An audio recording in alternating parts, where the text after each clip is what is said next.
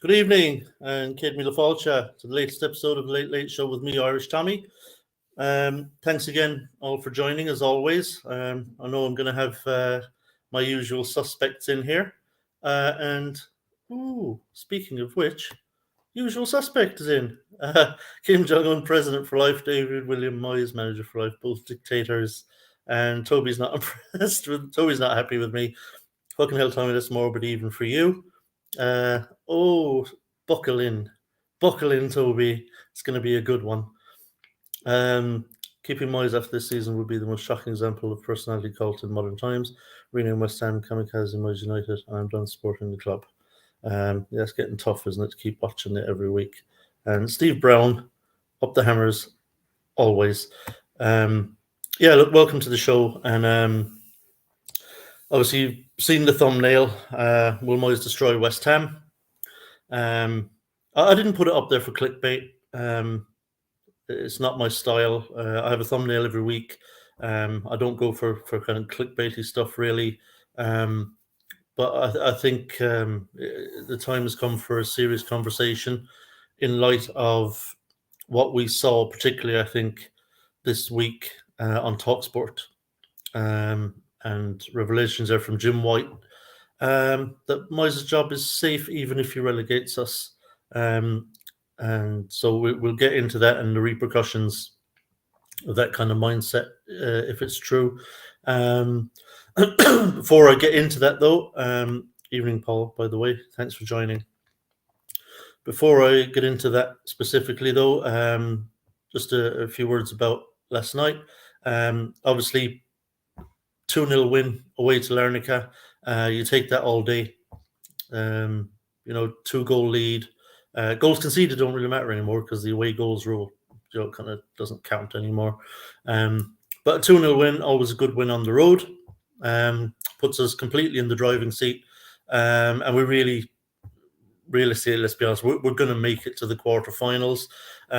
Obviously, much tougher opponents to come, I'm sure, in the last 8. The game, unfortunately, wasn't much of a watch. Larnaca, obviously, a very limited team. I think if I was to place them somewhere in English football, I would say they looked to me like probably a promotion-chasing League One team, is what I would say. A team towards the top end of League One. I thought that was pretty much their level. I would have expected most championship teams probably to beat them last night, given what I saw. You can see why they struggled to score goals. They just didn't really threaten Areola. They got some efforts in goal, but it was all kind of very routine stuff for him. He never really had to pull any kind of really good save out of the bag. It was all pretty straightforward. And let's be honest, we didn't even play particularly well. It looked like we were kind of semi-interested in the game. Our players, they didn't really try particularly hard, did they? They kind of like went through the motions for a lot of the game. Certainly the first 30 minutes of the first half, we had a lot of possession. We were knocking it about a bit without really threatening their goal. And then for kind of 15 minutes, the end of the first half, we just turned it up a notch. Scored 2 goals and essentially kind of put the game and really the tie to bed in those 15 minutes before half-time. And then in the second half, we didn't really push on the way I hoped we would. I would have liked to have seen us score another 1 or 2 second half and really, really put this tie to bed. So just a really dull second half overall. And we even allowed them to pressure us a bit. Defensively, we allowed them kind of last 15 minutes. We allowed them to have a lot of the ball. I think the game ended up like possession was 50-50. So, even against a side like Larnaca, a very limited team, we still couldn't really dominate possession in any way. It was split, which is disappointing. But that second half, I was trying not to fall asleep, to be completely honest. I was a bit disappointed, to be completely honest. The performance just wasn't what I'd hoped for. I would have thought, some of the players coming in, given a chance, would have put more in really. So I was disappointed, but I know I'll be accused of being a curmudgeon because we won 2-0 on the road, and it's like, what do you want from me? I'm happy with the result. Don't get me wrong. I'm happy with the result, and we'll cruise through now to the quarterfinals as we should. And as I predicted, to be fair, I did actually predict a 2-0 win for West Ham. I wasn't really expecting fireworks. I didn't think we'd put 4 or 5 past them, if I'm honest. Um, and that's how it turned out. But so yeah, overall, you have to be pleased with the result, obviously, but the performance left a lot to be desired, and I was hoping for more, if I'm honest. Thought players that were coming in, I thought would really relish the game. That some of them were not getting much game time, like Lanzini and Cresswell. Kera's game time will be very limited now, I think. So Fell won't be out for long, and Johnson is still fit, and we've got centre backs. Zuma's back, and so I think Kerr, I thought maybe he'd be a little more energetic. He hasn't played in a little bit, and so I was a little bit disappointed in that end. Obviously, Antonio, fair play, bagged a couple of goals. Horrific defending on his first goal, by the way. The ball was played out to the left, and there were 2 defenders actually standing very close to Antonio when the ball was played out there, and both of them just followed the ball out, and Antonio was literally just standing to go, oh, okay, thanks very much. They just left him completely alone, and he couldn't miss from 7 yards. His second strike was really good, though. For the second goal, that was an excellent strike. Just curled it around the defender inside the post. Keeper could do nothing about it. And obviously, Zuma back was great. Great to have Zuma back. Glad to see he was able to play so much of the game as well. I wasn't sure if he'd played the entire game, but that was great to see. And the big one, obviously, for me, I think Cornet coming on. And despite the amount of game time he missed, he looked pretty sharp. The little spin and the pass to put Paqueta clean through on goal, I thought was excellent play. And there were other nice little cameos from him in the game. So it was great to see Cornet back on the pitch and actually, looking pretty sharp. It'll be interesting to see how much game time he gets on Sunday against Villa, because Cornet did look like he wasn't rusty looking. He got right into the game as soon as he came on, and he looked up for it. To be fair, he looked like he was happy to be back playing football. And so yeah, if we can get some even 20 minutes out of him against Villa, I mean, it could be very, very important for us. I'm just going to go back into the chat here for a second. Just I like to keep up with you. Trying to see what was the last thing I read. Excuse me. I have to scroll up. So Paul Evans, welcome. I'm not sure if I put that up already, but welcome. Steve Brown, bad news. Moyes will take West Ham down, even if you don't. His time is up.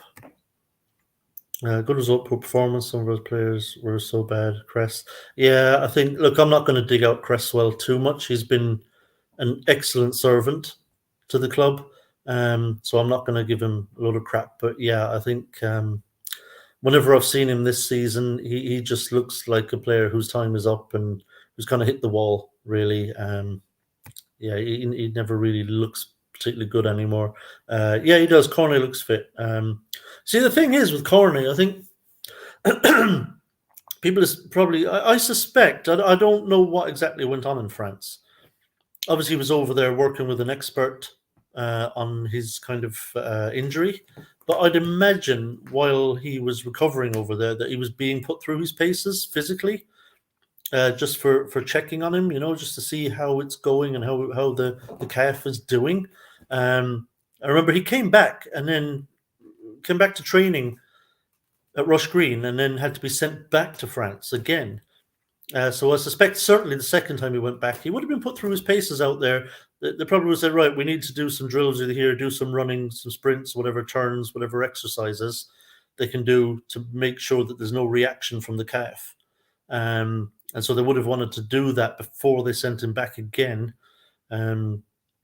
And so I imagine even by the time he came back to Rush Green the second time, that he wouldn't have been completely unfit. He would have been doing some fitness training over there. So, but yeah, he looks pretty lively. Yeah. Manager, tell me, how worrying is it knowing that Moyes can lose convincingly to Villa and keep his job? Yeah, it's incredibly worrying. It's incredibly worrying. And the thing is, Mandy, it's not something you can just dismiss as some kind of some journalist just trying to get a story out, and spouting crap.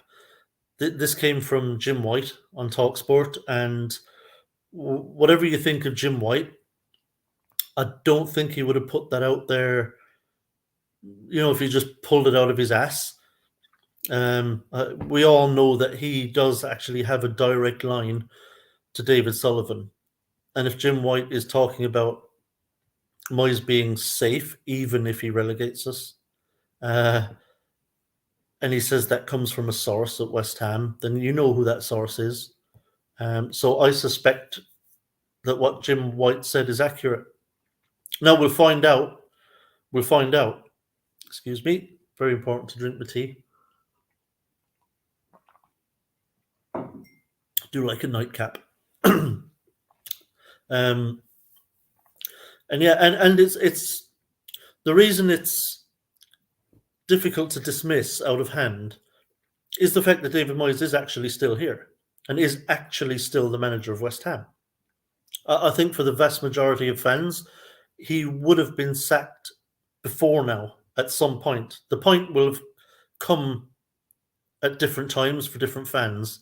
Some people had their breaking point earlier, some later. But I think certainly that game last week, I think would have been the breaking point for many of the ones who were still reticent to see him sacked, and we're still not quite ready to say, I want him gone.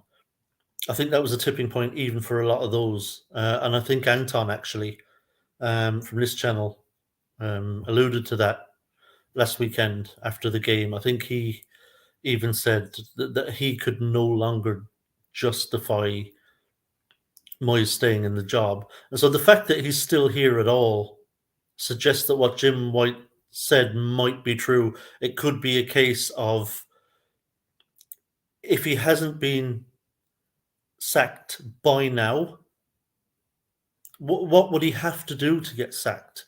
It seems there may be nothing that could happen that would make David Sullivan pull the trigger.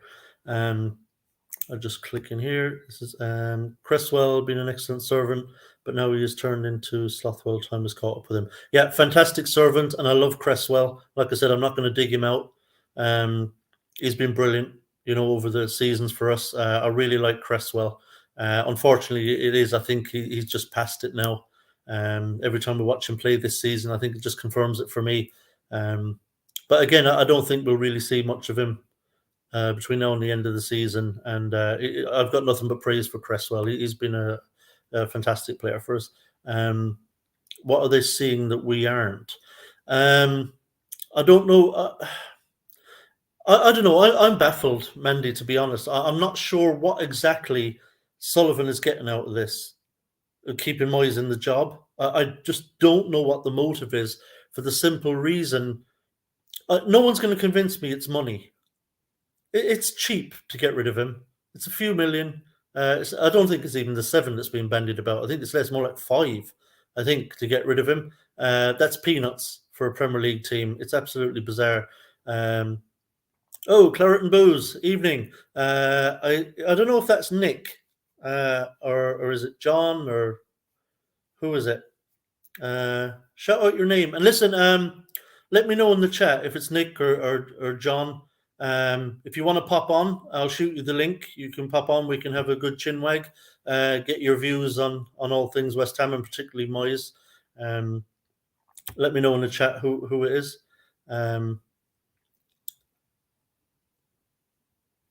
It's Nick. Nick, if you're free, mate, I don't know where you're watching this, but if you're free to pop on, just let me know in the chat, mate, and I'll shoot you the link. No problem. But yeah, I mean, it's a valid question. It's it's a bizarre situation, really. You've got a manager who's doing a piss poor job and has been for some time, and an owner who just flat out refuses to sack him, no matter what the results are, no matter how poorly we play. Um, Sorry, Nick's just getting back to me there. Maybe in about 15 minutes, mate. Just settling the pups down. Yeah, all right, mate. Give me a shout when you're ready. I'll shoot that onto you. As Bob Dylan, in his own unique way, says, I feel betrayed. Moyes, Sullivan, Brady treated with utter contempt. I've supported West Ham since 1966. I've had enough. Yeah, I think we all are getting to the point where it's getting harder and harder to do this. Even this show, right? I come on here every Friday night. Look, we're West Ham. I expect ups and downs in a season. I don't expect plain sailing. Don't expect everything to be on the up and up and everything to be kind of smiley happy. But you expect some of that. I expect to be able to come on here with a big smiley face, a little bit giddy, talking about what a great performance that was and what a great result and what a great little run of form we're on. And I'll tell you honestly, it's hard to keep coming on here on Friday nights having to whine about what I'm seeing at West Ham. I don't like having to do this. I just don't like having to do this every week. It's just the same thing every week. I mean, I don't even like the. Okay, we played Larnaca yesterday evening. Last game we played before that in the league was away at Brighton. I don't even want to talk about it. I don't want to talk about it because I'm going to get back into this downer. It's just getting harder and harder to keep coming on here every Friday, and I only do this show like once a week. It's my show, and I come on here once a week, and it's getting harder and harder to come on here and talk because I come across like I'm just this moody git who's never happy. It must make me look awful, to be honest, because I feel bloody awful following West Ham this season. It seems to be just non-stop, one thing after another. There's just bad news, bad news, bad news. And there's very little on the upside. Last upside was we played quite well against Forest for 20 minutes. At the end of the Forest game, knocked in 4 goals, and it was kind of like a relief. It was a relief to me because I thought, oh, thank Christ! Next week on Friday I can go on my show and I can actually say, well, we beat someone 4-0 and we have some really good stuff to talk about with 4 goals and 3 points, and I felt a bit better about that. And then we seem to just backslide again, and then we go to United, and I was actually quite positive. Anyone who heard me speak about the United game in the cup, I thought, okay, we didn't put them away when we had them on the ropes, which was unfortunate. We could have. We could have been, seriously, generally could have been 3-0 up. It really could have been. It's pity Antonio, missed that one-on-one and then missed that later opportunity when he was coming in towards the left-hand post. Could have sent it across the area for Benny to tap in, but he took on the shot and unfortunately, made it savable for De Gea. That could have been very different. But I was pleased with the way we approached the game. I thought it was really refreshing. Away from home at Man United, Moyes is usually, very, very cagey, very defensive, kind of defense first, and let's see if we can maybe nick one somewhere along the way. But that was different. He actually went up there, positive, strong team, and I was really pleased with that. And I actually, for the first time, I thought, okay, I'm not saying we've turned a corner, but maybe Moyes has learned something here, and that we can actually take teams on and play very well and even win those games. I was encouraged a little bit, and I was really happy with that. And then Brighton came, and it's just like an even bigger kick in the nuts because there's been this kind of glimmer of hope. I mean, I didn't get carried away after the Forest game. I didn't, because I understood who we were playing.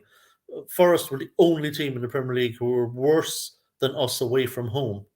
I don't know if that's still the case, but I think at the time it was only because of goal difference or something, so we probably still are.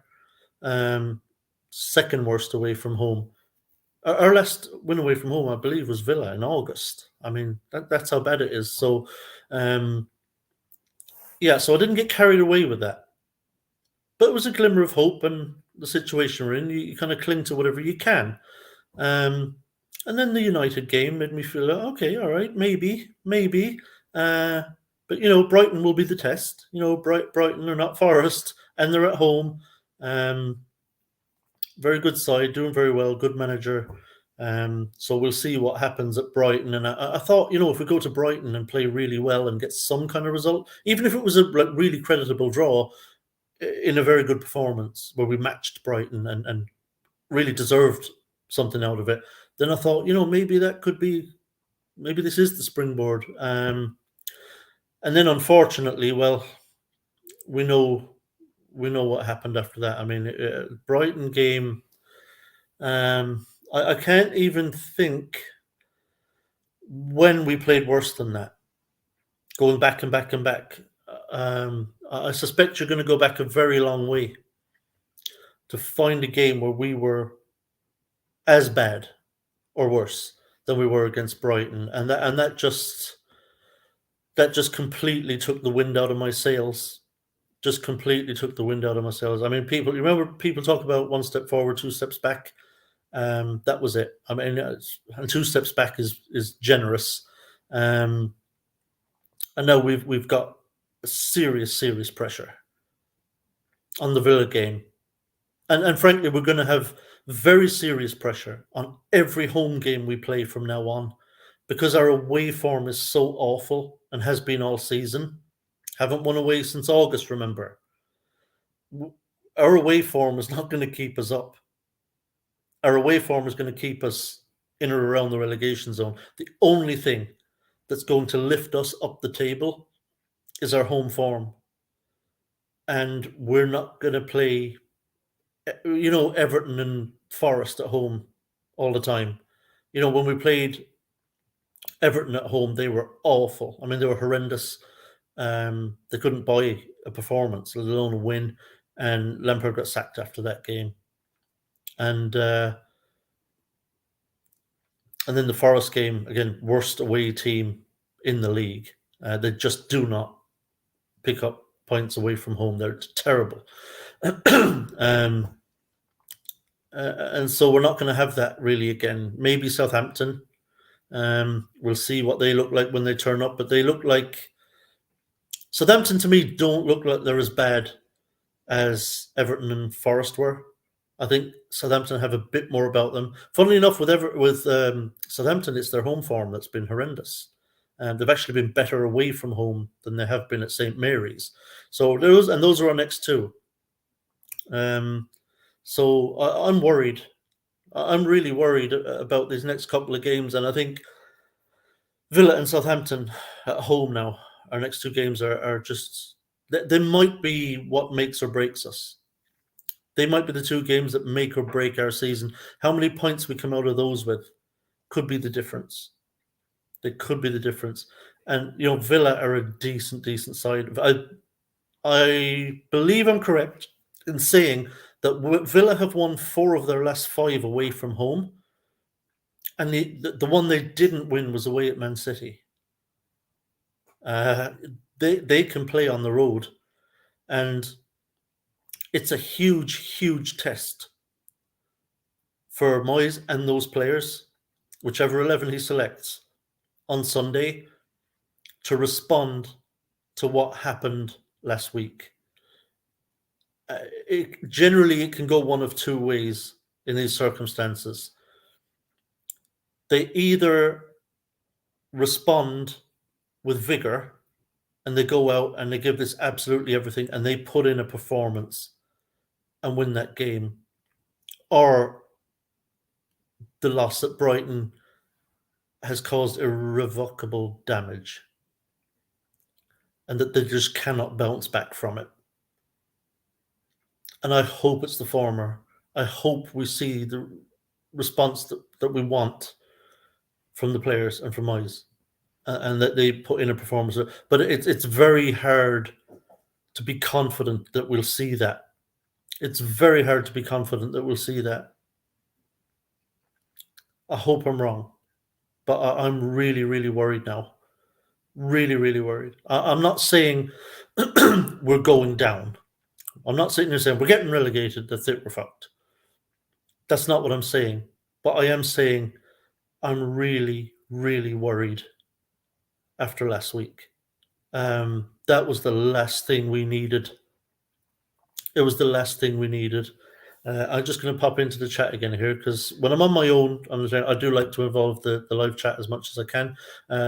Sunderland fans seem to hold Moyes with contempt, disgust, and claret and booze. Looks like West Ham getting the same toxic Moyes treatment. Yeah, and if Nick is able to pop on shortly, hopefully he will be on because I watched that video that you're talking about, and I'm going to discuss that with Nick when he's on. Speaking of Nick, it's getting bloody difficult to talk about. I don't mind a moan, but this is turning into a deep perpetual depression. It really is.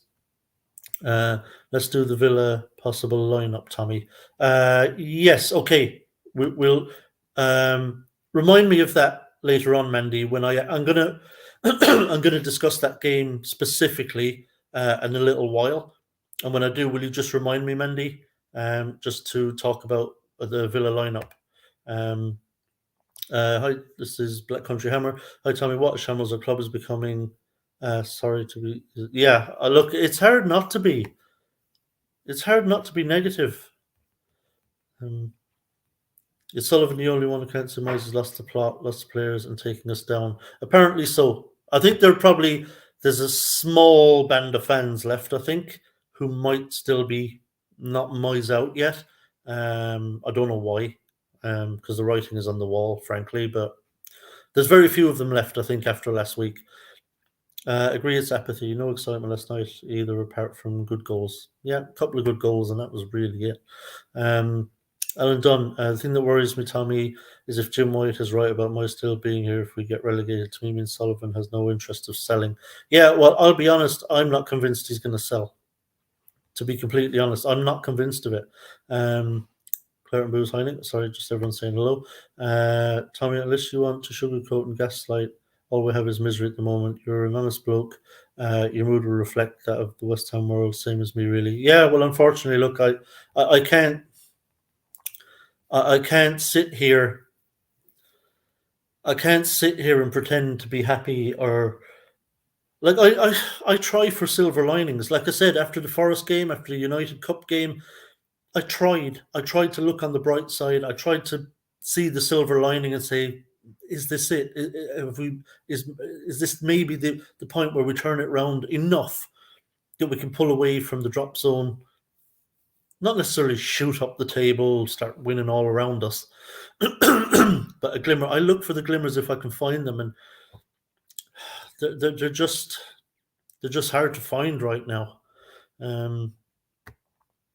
It's okay, tell me. We all understand our manager is an energy vampire. He is, and I think he's probably like that on the bloody training ground as well. Kev, how are you, mate? Remember when Sullivan told us he was bringing a top-class manager and everything ran turn up? Yeah, awful football. Otherwise, given a 4-year contract. Awful football. Moyes is the same category. Yeah, unfortunately, I think Moyes is possibly worse. Fresh fielder, welcome. How are you keeping, bud? I spoke to a West Ham fan the other day. He said, I can't understand the West Ham fans. Moyes is the best manager we've had for years, 6 in Prem, 2 years in Europe. Sorry, you can't. I'm sorry, you can't live on it. Like, seriously, like, are you seriously so grateful? Are you so grateful to David Moyes for those couple of seasons where we had good finishes and for going to the semi-final of the Europa League that you're willing to let him take us to the Championship? Are you really that fucking grateful? Who are you a fan of? Are you a fan of West Ham or are you a fan of Moyes? Just pick a fucking side at this point. I don't want to hear people defending Moyes anymore. It's fucking horseshit. Paul Chamberlain, hi Tommy, totally understand how you feel. Last week post-match, Your calm rage was really heartfelt. Could see we're almost in tears, mate. We get you. We feel the same. I'll tell you honestly, and I'm not ashamed to admit it, Paul. I did get emotional because of what I just watched. Was genuinely heartbreaking for me. It was genuinely heartbreaking. I genuinely felt that last week after that game. Like I didn't even expect to be on because Anton was on with Russ doing the watch along and that, and they were doing. It was after the game had finished, and they were doing the post match kind of thoughts on what we'd all just witnessed, and I was actually in the live chat, I think, and they asked me to jump on, and so I jumped on, and then they buggered off and left me to it because they were having to get ready for another show they were going to do in a while. So they basically left me like this on my own on the screen, and I hadn't intended to rant really because I felt so down. But once I started talking about what I'd just seen, yeah, I got a mixture of things. Really, I got very angry, and I got very upset because this club really matters to me. And you know, when I see something like that happen and our owner do nothing, why do you look? I don't necessarily expect him to have the same passion as us. I don't necessarily expect him to be as emotionally invested or have as much heart in it as us. But I expect him to care enough about the club and about the fans and what this is doing to us, what it's doing to this club, to take action. And the fact that he hasn't done that is fucking criminal. Absolutely fucking criminal. And I did get emotional because it does matter. Not just to me, but to you guys too. It matters to us. You know, and when you've been watching this all season, and you feel, because we're helpless, we feel helpless, certainly. I know there are things we can do at the stadium and stuff. We can chant and shout and make our discontent known. We can boo, and but we're limited in what we can do, really. Sullivan holds all the strings, really, and we have to sit there and watch his inaction week after week while we flirt perilously with relegation, and it's frustrating because you so desperately want to improve things and to do the right thing, which is to sack David Moyes. And we're getting to the point now where you almost wonder if it's worth sacking him. You know, he's going to be here for the Villa game. Even if you sacked him after Villa, you're giving a new manager 12 games to save us. Okay, he'll have a little time. I think it would be, is it 17 days or something before we play again or something like that. It's a nice little break before our next game, at home to Southampton. So a new manager would at least have some time with the players, the ones that aren't on international break at least, to try and implement what he wants to do. But it's very little time and very few games. You're asking a manager at that point to come in and really hit the ground running. You're saying, okay, you have to beat Southampton at home. Got to win. And then home to Newcastle after that. Oh, you're going to have to win that. Got to win it. Got to start winning games like now. We're running out. You're asking a lot for a new manager, really, to give him 12 games to turn it around, enough that we can breathe a little easier.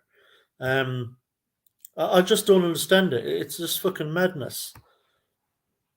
That country. Guys, just positive note, we will still be here when the Muppets have sold up, sooner the better. Yeah, look, that's the thing. Look, we'll be here. No matter what. You know, League Two, whatever. I'll still come on here. I'll still do the show. I'll still talk about West Ham. The passion and the love that I feel for West Ham doesn't wane. No matter what league we're in. But I would like us to be doing what we should be doing on the pitch. And it fucks me off listening to David Moyes and some people in the media talking about the fans. We get derided for some reason. We get derided all the time.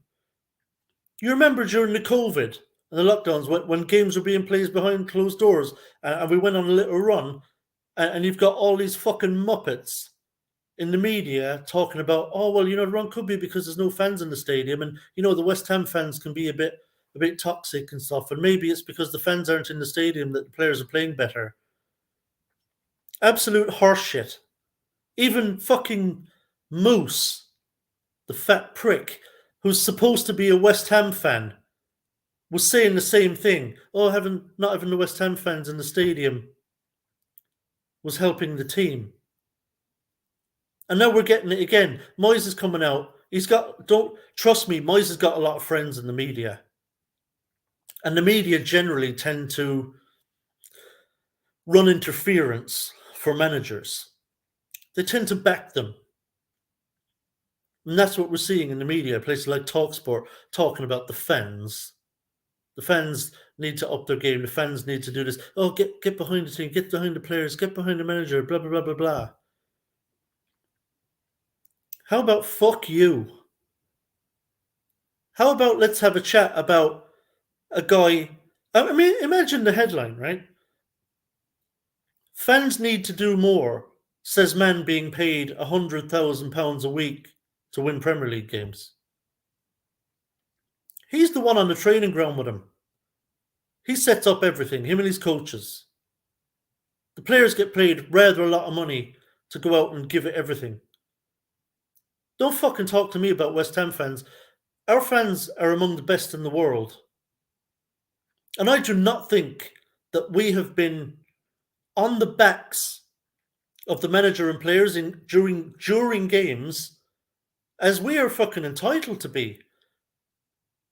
We're entitled to give them a hell of a lot more fucking stick than they've actually gotten this season from fans. There have been moments they've gotten stick. The away fans at Brighton. Are you really gonna fucking give them stick in the media, or Moyes, or anyone else, Rice, whoever, anyone really gonna give fans stick for being pissed off and having to watch that? They all get paid a lot of fucking money to do a job for this club. The fans spend money. Spend it. Hard-earned money. And a lot of it to follow the team. Everywhere. Don't tell me they're not entitled to say, that's not fucking good enough. Pull your fucking socks up. They're entitled to. The day the club pays the fans to go to games, then we'll sing and fucking dance for 90 minutes every game, no matter what the score is, if you want. But as long as fans are paying for the privilege to go and watch West Ham and supporting the club, you can shut the fuck up about criticising fans. They've every right to be critical about what's happening at this club. Every right.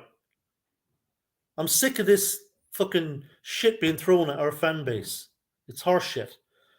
Mental health is a problem in this country. Yeah, it definitely is if you're West Ham. Brighton gave Moyes a lesson in pass and move. They reminded me of Bob Paisley's Liverpool. They exposed Moyes' tactics as obsolete. He's the Moyes. And you know what it was? They exposed Moyes' inability to understand Brighton's tactics. Brighton did what they were going to do.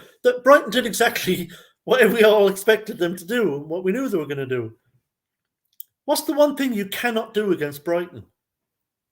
You can't half press. They invite you to half press. They say, look, come on, come up, push up, half press us, see what happens. What did Moyes do? We employed a half press. I'm not even, we're not managers, we know this. How does he not fucking know? It's just, and that's why we got thumped. What was our possession? Was it something? Our possession was atrocious. It was 25%, I think. It was disgraceful. It was Paula Abdul, One Step Forward, Two Steps Back. Yeah, for the older viewers, I remember that song. That song, the video of that song was like she was with some cartoon animal dancing. Was it a cartoon dog or something dancing? Personally, as a West Ham fan, I fucking can't stand Moyes, my friend. Yeah, I can't stand him either. He just fucking grinds my gears, that guy. He's so fucking arrogant. It's unbelievable. In his head, he's a fucking brilliant manager. You know that, right? In his head, he's a brilliant manager. Forest away at Spurs tomorrow. Soon to happen, isn't it? No. As much as I know what you mean, but no, Forest are atrocious. That's an absolute gimme for Tottenham. As bad as Tottenham can be, that's an absolute gimme. Forest are going to lose. I'm 61. This is Kev. Oh, wait, Kev. I'm 61 in August. I don't expect top six every season. I don't expect trophies every year, but I do expect to see a team that goes out wanting to win. I hate this. Let's try not to lose attitude.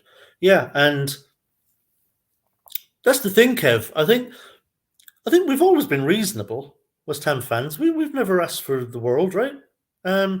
Even right now, with the money that's been spent, and the players that we've got, the squad we've got. Oh, thank you. With the players we've got, fuck off, Kenny. So Kenny's obsessed, by the way. This is my liquid for my vape. Kenny, he's obsessed with them. What? Kenny! Kick your ass, Kenny. Fuck off, Kenny. He's sorry, folks. Kenny likes to interfere with my show every week, as you know. Yeah, look, even me, right, with the money we've spent, with the squad that we've put together, I don't think any of us expect miracles.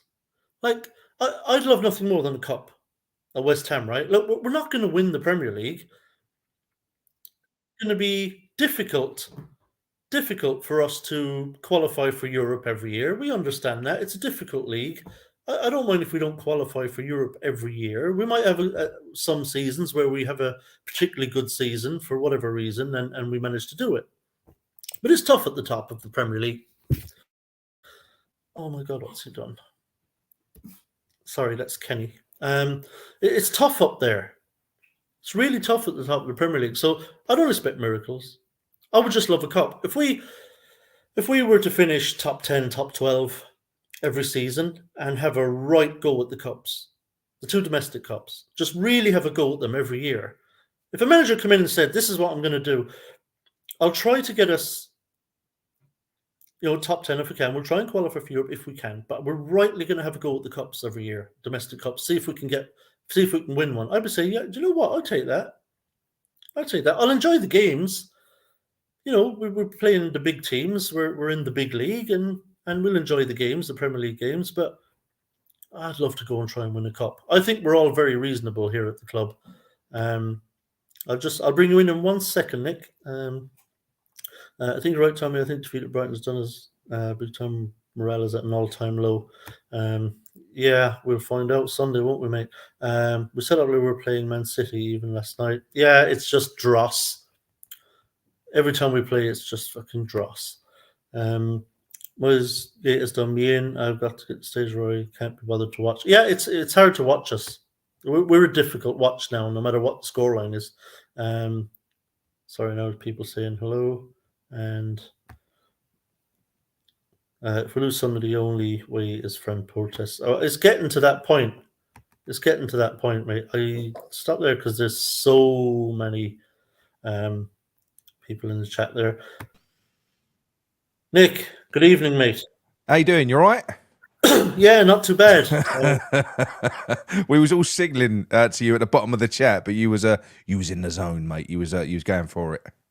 Yeah, I was in the chat. Yeah, I was getting on my rant. But yeah, I'll tell you what, mate. It was mentioned earlier in the live chat there. I watched your show earlier. Yes. And you read out an article by a Sunderland fan, which was written in sometime in January. Yeah, just before the Everton game. Yeah, and I thought it was absolutely fascinating. I don't know do you still have that to hand? Yeah.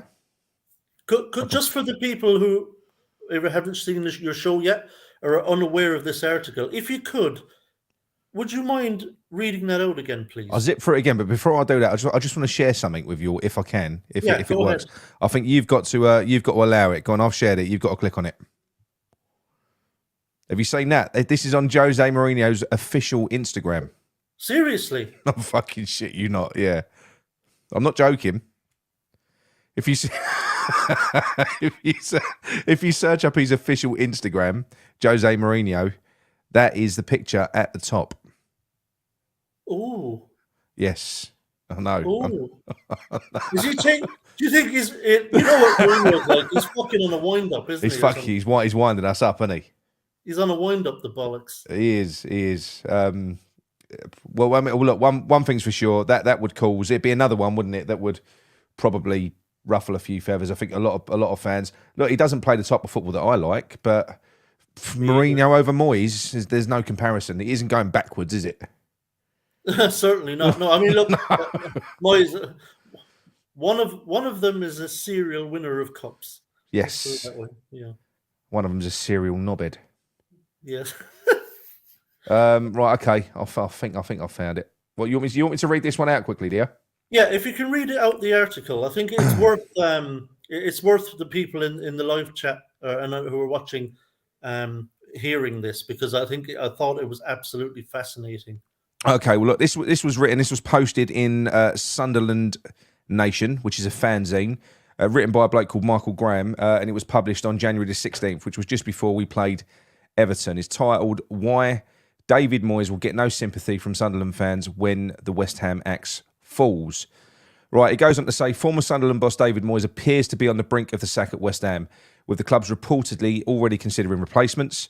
Moyes has rebuilt his career with the Hammers, guiding them to Europe on 2 occasions, but a run of just 1 point in their last 7 games has left them in the Premier League relegation zone, despite a summer spent of more than 100 million, an awful lot more than 100 million, as we know. According to the report in the Telegraph, West Ham are now actively considering replacements with, we know the names. The good news for Moyes is that his next game is against Everton, who appear to be even worse than them. So it proved. If or when Moyes does get sacked, there will be little sympathy for him on Weir's side. I speak only for myself, but no figure at the club in my time supporting Sunderland has got under my skin in a negative way like Moyes did. I just missed the Laurie McMenemy era at Sunderland with my first game in October 1987, but I certainly feel about Moyes similarly to how my parents felt about McMenemy. The disrespect with which Moyes has treated Sunderland, acting like the club has been beneath him from day one and declaring a hopeless relegation battle after just 2 games. The way he made Sunderland an old-school social club for his ageing former Everton teammates, like people like Stephen Pienaar, Joleon Lescott and Darren Gibson. And then the way he spoke down to supporters after each and every one of his failures. The way he prostrated my football club before John Terry and offered it up as a part of his retirement nonsense at Stamford Bridge. The way he paid actual money for Donald Love. The ultimate, that'll do, signing, because apparently it was all Sunderland were worth. And the way he took a really likeable and talented bunch of players that Sam Allardyce had assembled and stopped managing them to the point where they were useless. He destroyed Jan Kirchhoff, humiliated Wabi Kazri. He allowed Lamina Kone to essentially go on strike. And he ignored Jan Villa to the point where he expressed his heartbreak on Instagram. And then he went and made Didier Ndong my club's record signing and complained to everyone who'd listened that he didn't have any money. Even after he left, he annoyed me, always seemingly rallying his friends in the media, sound familiar, to paint him as the victim of Sunderland by airbrushing it from his career like he was so up against it and that Sunderland, it just didn't matter, the failure. The way he always spoke about Sunderland and acted towards a club was that he took over a lost cause and everyone should be grateful to the mighty David Moyes for doing us a favour. That's certainly how the narrative has gone all the way through. However, the reality is that Moyes took over a good Sunderland side left by Sam Allardyce, and he discarded it and he dismantled it piece by piece until there was nothing left to salvage. All of that inside a year. And there are a lot of people who have done wrong by Sunderland in my lifetime, but none, in my opinion at least, as intentionally, disrespectfully as David Moyes. And if he is about to finally get found out at West Ham, then it is not before time.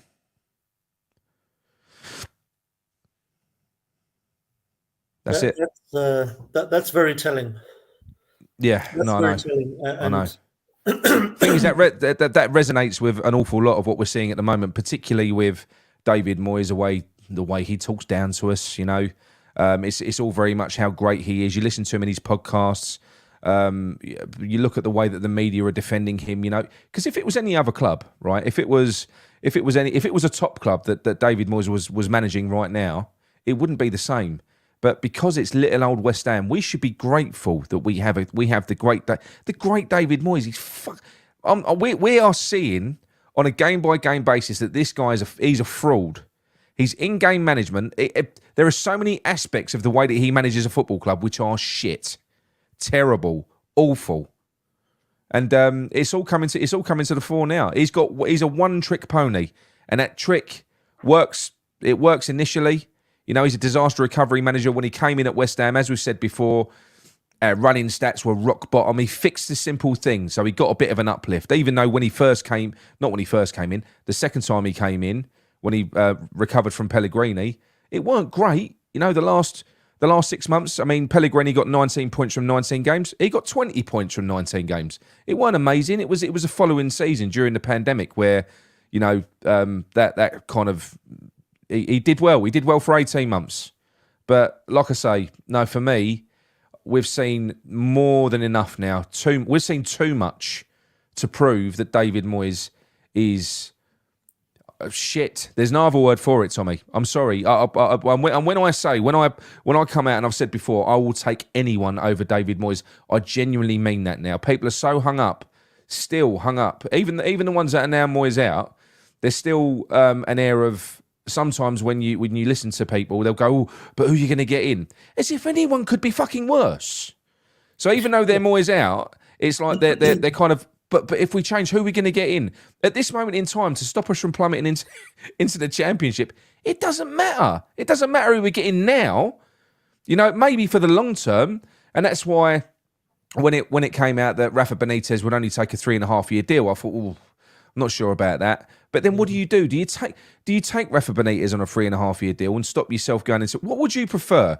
To get relegated with David Moyes and keep him in the Championship, or just change now and go to someone maybe like a Jose Mourinho or a Rafa Benitez? Because look, these are not my choices. They're not the types of managers that I would want, Tommy. I want a progressive manager.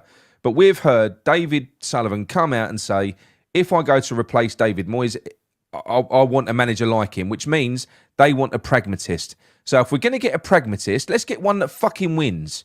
Get a Mourinho. Benitez has got a good record as well, not everywhere, but he's better than Moyes.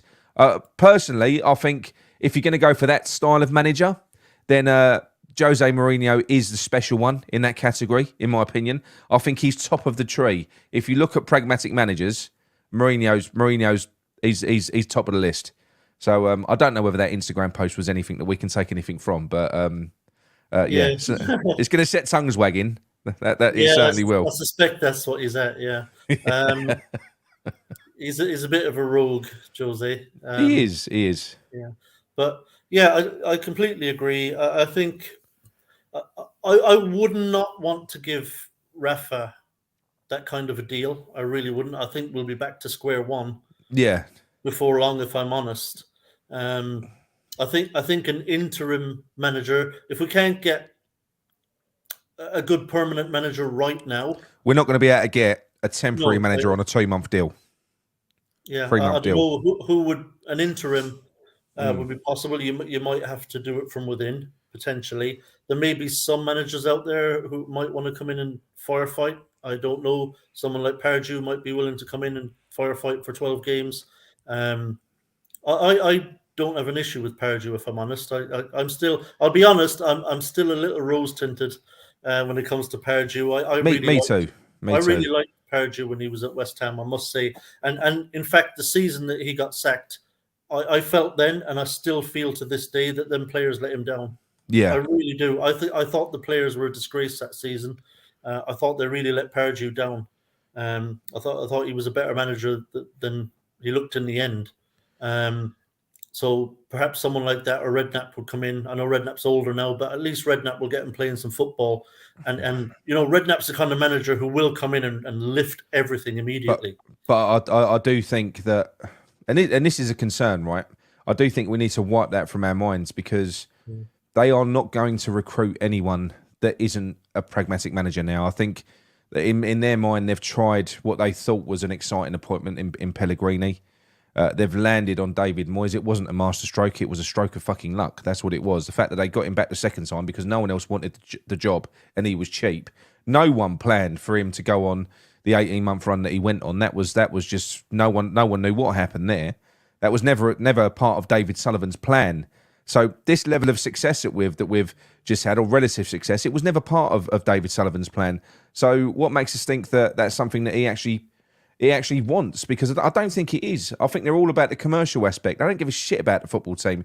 Providing they've got Premier League status, they don't care about the style of football that we play, whether we're happy or anything else. All they care about is maintaining and growing, the club's value to the point where they can sell it. That is the end game. We know it. It is going to come, irrespective of what they say. They're not going to come out and say we're selling, are they? Yeah, but I don't know. I'll tell you what. The fact that Moyes is still manager has shaken me a little bit as regards this sale. Apparently, because I just don't understand why Sullivan would risk the sale the way he is. I mean, if we drop down, I mean, the value of the club absolutely plummets. So he won't be able to sell the club. He won't be able to. Championship, because the kind of money he'll be offered for the club won't be the kind of money that he wants to make. He won't sell it if we drop down to the Championship. He'll wait until we're back up, and then he'll sell it. He won't do that. That's the point. What I just don't understand why risk that to this degree. Why stick with the manager? Like what is his fucking thing with Moyes? It sounds like we've got some infighting going on. See, I didn't know this. I thought that David Sullivan was, as the larger shareholder, he's the one with a controlling stake, that he can basically do what he wants. And that's what Nigel Khan thought as well. But on the Boozecast the other night, he's discovered some information whereby that's not the case. He didn't really drill down. He didn't really drill into too much detail. But he said, but because we've got such a big board now, every decision, big decision at least, like a managerial replacement, it has to be voted for. So Sullivan can't just do what he wants. And apparently, Kretinsky and Sullivan have got very vastly different ideas on what they want to do. So I think that the issue that we might have at the moment is we might have a bit of a stalemate in the boardroom. Well, that's alarming. Yeah, I know. And you wonder at this point what it would take to break that stalemate. I mean, if we lose on Sunday, I mean, surely whoever it is in there that wants to stick it out with Moyes is going to be. I mean, what argument do you make at that point for keeping him? I mean, how do you make your argument? Here's why we should keep David Moyes. It's like there is no argument. There's no argument for it, even though you still get it. I had one earlier on a video that I did earlier. But there's a chap, I'm going to call him out because he calls me out often enough. Fucking bloke called Keith Lemon, right? Or Keith or Kevin Lemon, not Keith Lemon. I'm not. I don't think he watches us. But Kevin Lemon, he jumps on. Bearing in mind, he has, after a run of bad defeats, he's come and he said, "Oh, Nick, you were right. This, that, the other." The minute we get a win, he's on there again. You're going to feel really stupid when we beat Villa. What are you going to say then? You're like, fucking go away, mate. What difference? David Moyes, even if he went on a run now to the end of the season, and which I hope he does because I don't want us to get relegated, it doesn't eradicate and erase the last 13, 14 months. It doesn't. Yeah. We've not been wrong. Nobody has been wrong to have highlighted and been calling him out for this mess that he's got us into. If somehow David Moyes manages to survive and keep us up, he ain't getting a pat on the back from me for it. That's his job. Yeah, and he lived on a piss poor one. I mean, that's his job. He ain't getting a fucking pat on the back for keeping us safe. No.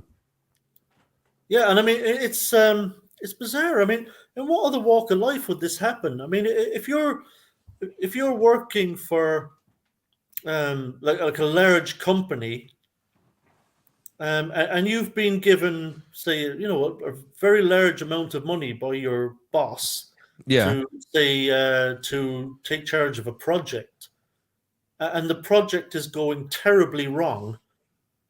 I mean, you're going to be on your ass. You're not going to walk into your boss's office and say, "Well, what do you mean I'm off the project? I mean, I was brilliant 2 years ago, and I did really well last year." He's going to say, "I don't give a shit." You're a salesman, but you've sold fuck all this year, mate. Nothing. You ain't sold a thing.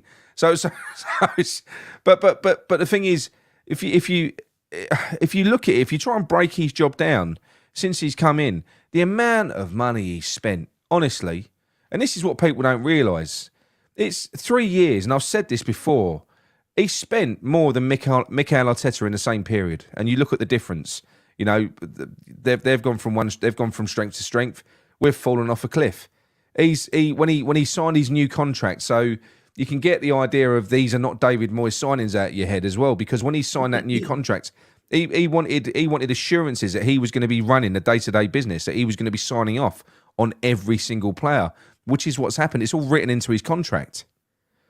He doesn't have to accept any players that they give to him. That's not to say that David Sullivan isn't going to go out and find him a player every now and then, but ultimately David Moyes has to sign off on it for them to come in. So this team and this fucking creation that we've got at the moment, this unbalanced creation of, you know, this fucking pick and mix of players that we've got, which on paper looks really good, but they are not ever going to be fit to suit a David Moyes team.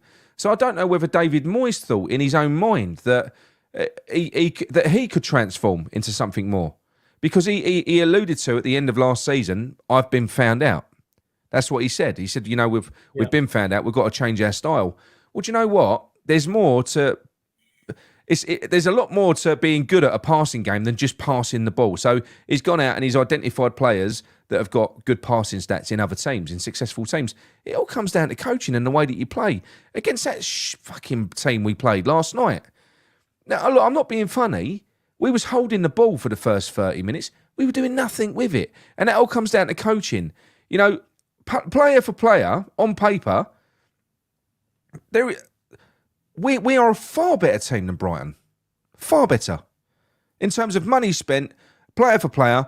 But it's the way that team are coached. They are coached brilliantly. They are managed brilliantly. That it is the style of football that they play all comes from the training field. David Moyes doesn't do anything. He doesn't develop anyone. You know, he just goes out, he buys players, he just diminishes their fucking value. That's what I mean. If somebody can tell me, without saying we got 6th and 7th place, but actually sort of drill down into the way that David Moyes manages the team, manages his squad, you know, improves players, just anything positive about the way he manages, the way he talks to the press afterwards. There are no positives with this guy, Tommy. They're not. He's a fucking nightmare, and we're stuck in it. And then you've had David Sullivan coming out talking to Jim White, making him broadcast that crap to the world yesterday morning, and then you've got Karen Brady coming out reinforcing it. Reinforcing the same story. You know, we're not trigger happy. We stick with teams. We don't need to put pressure on David Moyes because he puts loads of pressure on himself. What the fuck sort of message is that? Yeah, it's absolute lunacy. I mean, it's howling at the moon. Yeah, you know, and they expect us to buy this. They expect us to buy this shit. You know, like they genuinely think we're morons. I think they're morons, mate. I think that's what it boils down to. They're not football people. Even though Sullivan's been in the football world for a long time, it's never been about football. They bought Birmingham because they had their eye on a property deal over there. That fell through. So they focus their attention on West Ham, always with one eye on the Olympic Stadium. It's always been part of their plan. It's always been commercially driven, their involvement in football. You know? They just kind of fucking... They make it up as they go along. They do. But the thing that really gets me with West Ham and with Sullivan in particular is how clueless must he be? Because because obviously they must have enjoyed the financial reward of being in Europe from what we've just had for the last 2 seasons. They clearly have. You know, it looks very good on paper. That's why Kretinsky's invested. So how can they not see the value of us? The product is the football. You know, so it takes more than just going out and buying players. And this is what I've said before. They've gone out and they've bought amazing ingredients. I've said they've bought amazing ingredients. If they're opening up a restaurant, they've gone out and bought the very best ingredients in the world. They're opening up a lovely steakhouse, and they've gone and got a fucking chef from KFC to run it. That's what they've done. And it doesn't make any sense. You go out, if you get top players, get a top manager in. They are not a waste of fucking money. They're the most important part. Yeah, and when you hear, first of all, thank you, Mr. Davis. Really appreciate the $10 super chat. That'll go straight into Anton's pocket, and he'll be off to buy himself another bottle of hair oil. Fine for some. Yeah, and it was. Have you seen Anton's hair when he ain't got product on it? Oh, it's a nightmare. Fucking hell! I tuned in once, and it was up here. Yeah, it's. it was up here. It's got a mind of its own. Yeah, I'm sure he has to dip it in the deep fat fryer. I think every once in a while, he does. Yeah. Keep it under control. Yeah, that's my train of thought now. All I can think about is Anton's hair. But yeah, about the managers. Yeah, I mean, this is the annoying thing. Like, people like Thomas Frank and De Zerbi, Sullivan didn't have a clue who they were before they came to the Premier League. Never heard of him. No. Absolutely never heard of him. So in his head, when he thinks, oh, who could I even replace Moyes with? He's probably got like two names rattling around in there. He knows Rafa Benitez. I know Rafa because we spoke to him before about the job. And I know that guy that used to be at Leeds. What's his name? Someone tell me his name. What guy? Who, Bielsa? Oh, I'm sorry. I'm being Sullivan at the moment. Yeah. Oh, yeah. Oh, you mean Bielsa? Yeah, him. He was all right, wasn't he? He was all right. He was in the Premier League. Those are probably like the two names he knows. Yeah, no. That's how this club is run. Like Brighton knew. Yeah. Brighton knew they were going to lose Potter. They knew it. He was doing so well. They knew somebody was going to poach him at some time. And they would have always had a list. They had his replacement lined up long before he was poached. They knew exactly who they were going to get before he was poached. And they will be constantly updating it because managers move about and circumstances change. And De Zerbi, no doubt, was top of their list. If Potter goes right now, De Zerbi's the guy we want. And they had him in, and they haven't missed a step. No. Here's a question for you, Tommy, just quickly. Do you think that David Sullivan, if he's here for another 10 years...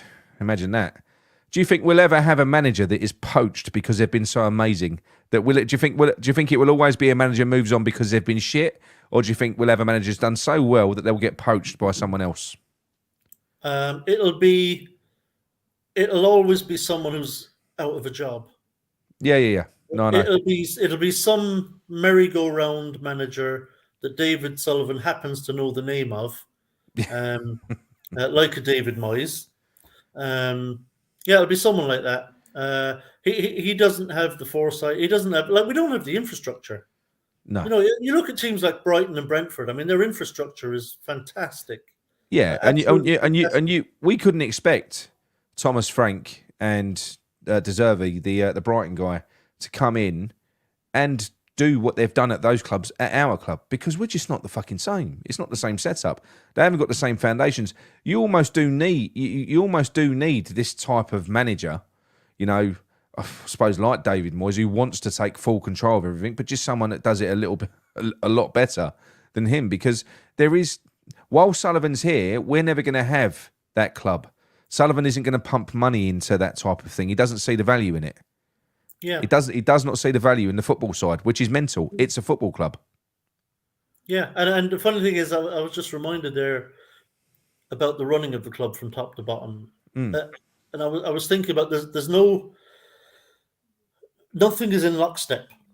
Like if you look at our youth teams, you look at the under-21s, you look at the under-18s, and even further down, they actually play really nice football. These are actually youngsters who are being taught to pass the ball and play a certain way, the way the academies always run. Yeah. And there's no relation whatsoever to how the first team is run. And that's the problem. We're getting in managers to manage the first team who play in a way that doesn't tally up with how the style of play of the club is. No. And so at other clubs, they look for a specific manager. Like Brighton, it's not an accident they brought in someone like De Zerbi. It's not an accident that Brentford brought in someone like Thomas Frank. No. These are players who fit. These are managers who fit the mold of the way things are done at Brentford, fit the mold of the way things are done at Brighton. We don't have that. I remember earlier this season, it just made me laugh because of the lunacy of it. I remember David Moyes being asked about Divin Mubama. Yeah. I can't remember after what game. He'd made an appearance for us. He asked David Moyes about Divin Mubama. Do you know what Moyes said about him? Go on. He said, yeah, he works really hard and he runs his socks off. Oh, really? That's what he said about nothing about. He's a great goal scorer. He's got a lovely deft touch. He's got a great finish. Yeah. Good and strong in the air. Good headed goals. Or nothing about his actual attributes as a striker. He works very hard and runs his socks off. Yeah. That's what Moyes saw in Mubama, and why Moyes was willing to give him some minutes, some of the time, when he kind of had not much choice really, when injuries had struck and there was no other striker to have on the bench. That's what he saw when he looked at Mubama, and that fucking said everything I needed to know about Moyes and his philosophy and how he looks at the game. He's turned Pablo Fornals into a fucking cart horse. He's ruined him. He's ruined Pablo Fornals completely. If you look at Pablo Fornals, the way he plays for us under Moyes, and then look at him at Espanyol, I mean, you wouldn't believe it's the same player. No. He's been look. Pablo Fornals is a manager's dream. He's professional. He will do whatever is needed by his team, and he'll do it to the best of his ability, whatever's asked of him. And what he's had to do is transform his game to suit David Moyes, which he has. I think it's the only way he can actually get in the fucking team is to be a fetcher and carrier. That's it. And I think he's one of the best passers in the team. I think you can see a forward passer. Pablo Fornals passes forward. How many of those players have we got? I know, very few. And it's the stuffing just gets knocked out of him in the end. I don't think that any player goes out there to play bad. I don't think they do. Even when they're fed up and they're pissed off, I don't think players down tools because they've got the fans watching them. They're going to have the pressure of all the fans behind them, and they know that they're playing for the badge. But it's incredibly difficult. It's fine margins in anything, but certainly that level of football, you've got to be 100% right physically, 100% right mentally. Everything's got to be right. There's one thing off, and there's no fucking harmony in that team or something like that. They're not intentionally. It's not clicking because it just ain't working. And I do believe that. I do believe he's lost that group of players. I reckon there isn't probably less than 10% would choose to play for David Moyes at the moment. Less than 10%. They would all rather play for someone else. He's lost those players, but they will still try. There was an article that came out recently by someone who I actually respect as a sports journalist, and who I know for a fact does not make up stories. No. And who's a West Ham fan and does have sources inside the West Ham playing staff. And that's a man called Jacob Steinberg. Yes. And he wrote an article recently that he has heard from players. A couple of players have come to him. They've come to him. Yeah. And said that this is not a happy camp. No. This is not a happy camp. We are not enjoying this. We're depressed watching it. You must be unbelievably. Imagine having to be around him every fucking day in training and having to play for him. It must be utterly depressing. And I think it's really catching up with the players now, because I do think the players have tried. I really do. I just think. Do you know why he tried to hold us back, Tommy? It's very simple, because he did. He tried to slam the brakes on last January. This is where it's all fallen apart since then. Because David Moyes knows his limitations. He got found out at Man United, where all the big stars hated his style of play, and they didn't like him at all. They didn't. That's why they got rid of him in the end. That it was the players that got him the sack. They was like, who the fuck is this guy? His style of football, it's not right. All right. Look, I'm not being funny. His win percentage there was okay, but probably should be if you're managing Man United with all those players. Probably should be. Me and you would probably have an okay win percentage at United. Probably should be, but it was a players that got him the sack. They said, "Fucking get him out." Honestly, we can't deal with him, and he was gone. And he's honestly, mate, his style of football is just atrocious. I've lost my train of thought now. What was I going to talk about? I can't remember. I can't There's, remember. It's there's completely so, gone. there's so much. But just to turn our thoughts, I suppose, to Sunday, mate. Yeah. I'll be honest with you, I'm not optimistic. No. We've had a couple of previous supposedly must-win games. I don't think any of them are must-win for Moyes at this point. I don't think he's getting sacked. But obviously, in terms of the table Yeah. and points that we need, it's kind of a must-win game. I made the point earlier. I don't know if it was before you jumped on into the live chat, but I said earlier that if we're going to stay up, our home form is going to have to do it first because we're Yeah. atrocious on the We're, road. we're awful away. So awful away. Mm. Only Forest are worse on the road, and I think that's only on goal difference or something. So our home form is going to have to pick up big time if we're going to stay up. But the last couple of kind of must-win home games were against awful teams, Everton and Forest. Yeah. Villa are not those. Villa are not those teams. Villa have won. Is it 4 of their last 5 they won away from home? And This the this one is with, the first time that David Moyes has had, which is apparently this is a must-win game for him. Apparently, it depends who you listen to. Not if you listen to the bollocks that we've just had over the last few days, but prior to all those messages that came out, this was a must-win game. That was a message that we got from senior sources at West Ham, and now they're backtracked. Doesn't mean it's changed. It just means that they need him to win this game, and I think what they're doing is they're coming out and they're backing him to try and give him the tools that he needs to go on and succeed. I still believe if he loses against Villa, it's going to be very difficult for them to not sack him. And it does depend on the manner of the defeat as well. But look, I'm not being funny. If we play anything like we did against Brighton, or even at AEK Larnaca, or Spurs, when we played away at Spurs, then we're gonna get hurt. They're a good team. Villa are a good team, and I don't really see because he's got to go out and attack, but he can't attack. He doesn't know how to do it. He doesn't know how to play a possession-based game. We only had 52% possession against AEK Larnaca. That's all we had against them. He can't play that style, which means he's going to have to go for a defensive smash and grab at home, which is a style that he likes to do. So Villa will come out quick. We'll probably come out slow. He'll set up cautiously. And if, heaven forbid, we concede, all of this is going to come on top now. Now, see what I'm sceptical about with these messages that have been put out, because they did it last time. Do you remember with the Burnley protests? yeah. They turned it all around on the fans. And there was similar stuff going on then. And it was all them being the victims and the West Ham fans being ostracised in the media as being basically scum. You know, we were the reason, we were the problem at West Ham. I touched on that at the very beginning of the show. That was starting to feel like they're trying to trigger us off, and they're gonna fucking trigger us off if they carry on.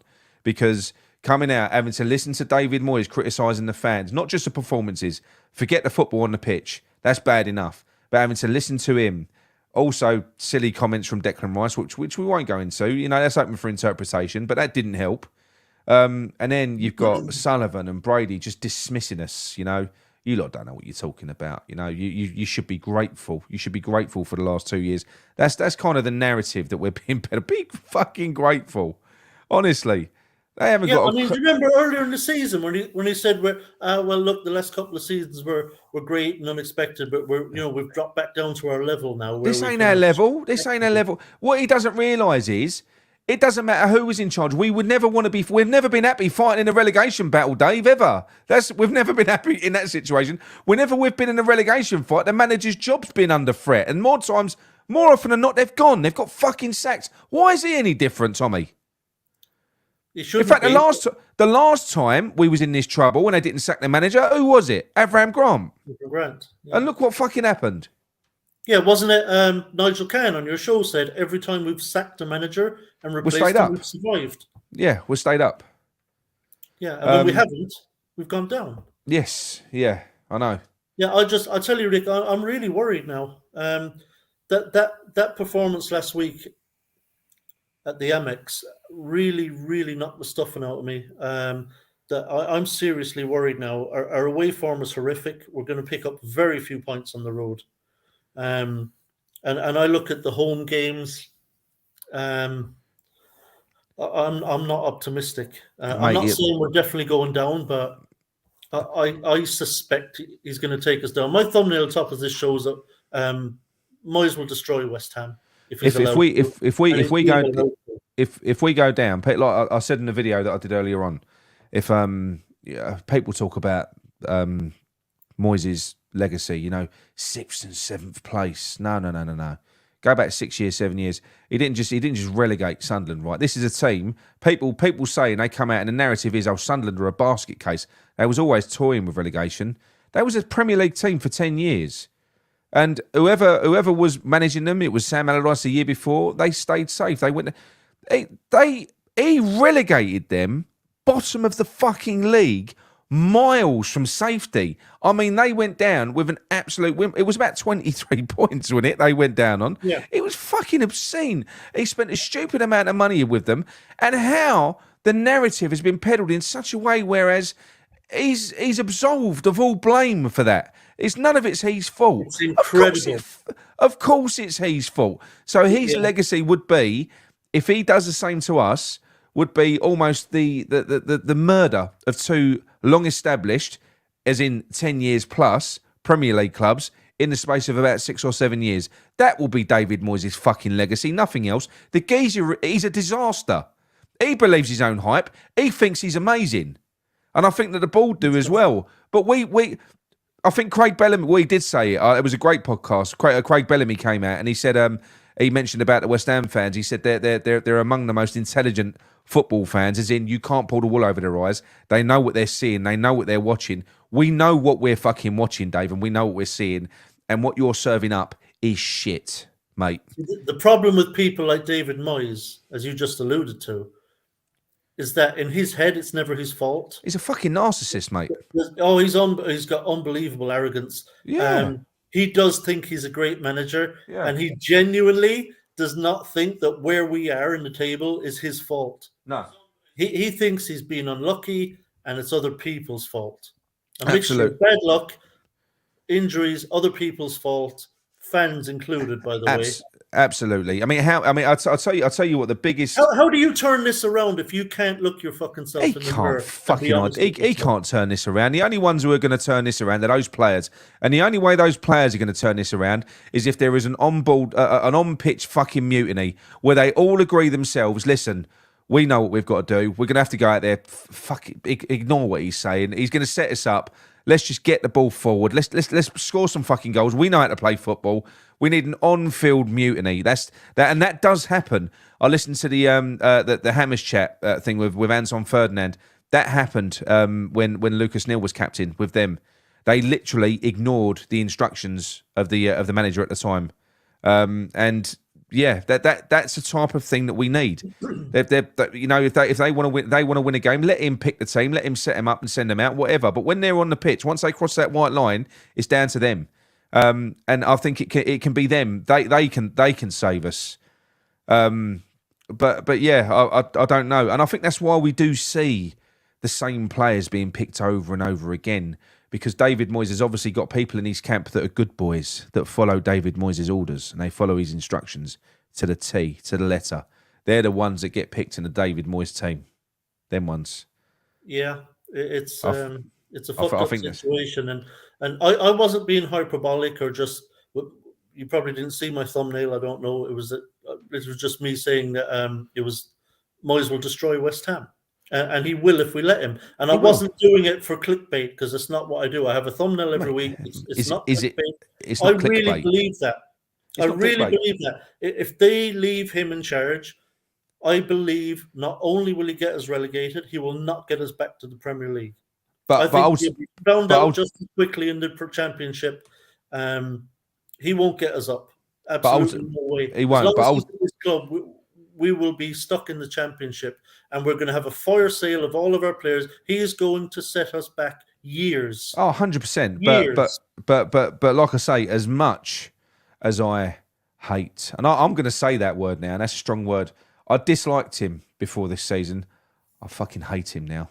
I really do. After that Brighton game, the Brighton game tipped me over the edge to the point where I can honestly say I hate him. In that second half, where he made a negative change at half-time when we was 1-0 down because he wanted to keep the score respectable, because he didn't believe in himself or the players that were on the pitch to get anything from that game. We weren't even set up to. We were just set up for damage limitation. And then he watched the second goal go in, hands in his pockets. And these weren't close, quick-fire goals. They was like 10 minutes apart. Then he watched the third goal go in.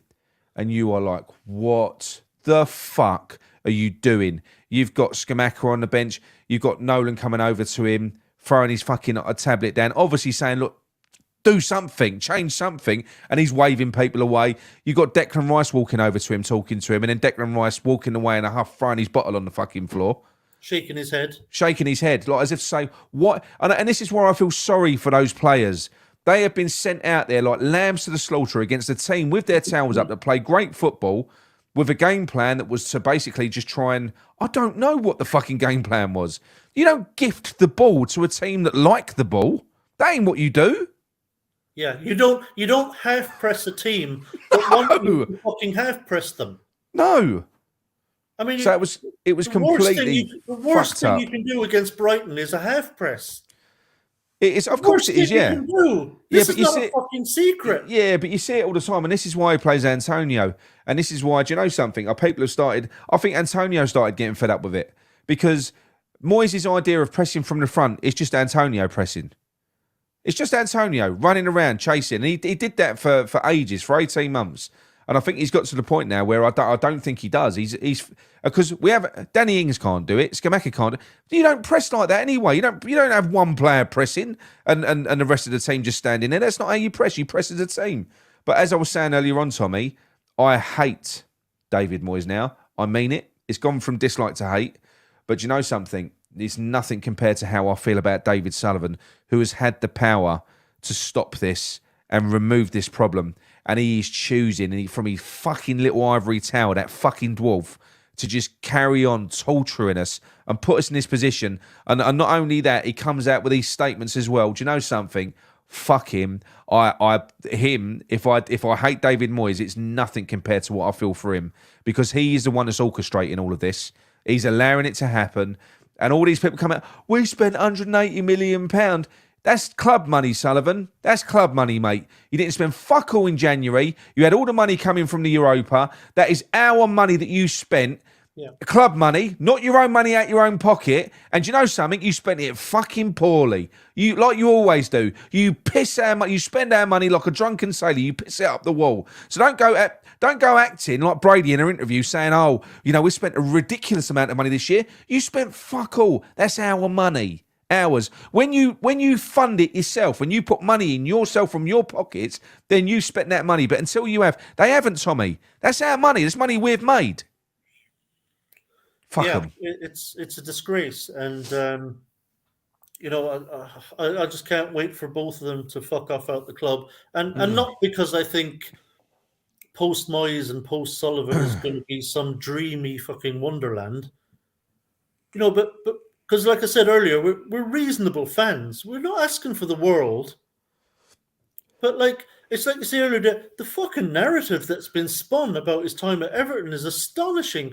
You ask the ordinary fan on the street about Sunderland getting relegated under Moyes, they say, oh, Sunderland were being terribly wrong, and that was a club, that was a complete mess, and nobody could have kept that team up, and bullshit. We get that now, and there's one in the chat now. You got 10 men, 10 men at the back and one in attack, and he says, Sunderland in 14-15, 39 points. Yes, they always just escaped relegation, but mate, there is a massive fucking difference from getting 40 points, 39 points, or whatever else, and going down after spending your record amount of money on 23 points.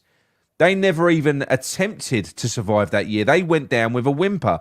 Now, like I said, Sunderland were. They were never a top half team. They were always a bottom half team. But they were in the Premier League for 10 years. And this narrative that's what's been pumped out from the media. That's what we've all chosen to believe. We've all chosen to swallow it. Oh, yeah, we got to ignore that about the Sunderland thing because David Moyes is great. It must have been them. Do you know something? It's going to be us next. When he gets us relegated, it's going to be people are going to be talking about West Ham like you're talking about Sunderland in that text when he has his next job, because he will get another job, because for whatever reason, that geezer's got friends in high places. The media love him. All the media pundits love him. He's fucking. He'll get another job. after us, and it will. And his failure at West Ham, if it does go that way, it won't be David Moyes' fault. No, it's incredible. It's astonishing. It won't be David Moyes' fault. Yeah, unfortunately, that's it. And I'll be honest, I think he's going to get us relegated.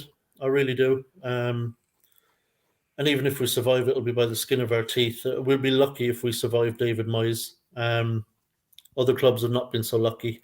And it's like I said earlier, I fucking hate having to do this every week. It's getting hard to do this show, Nick. It really is. Like I do this show once a week. It's getting hard.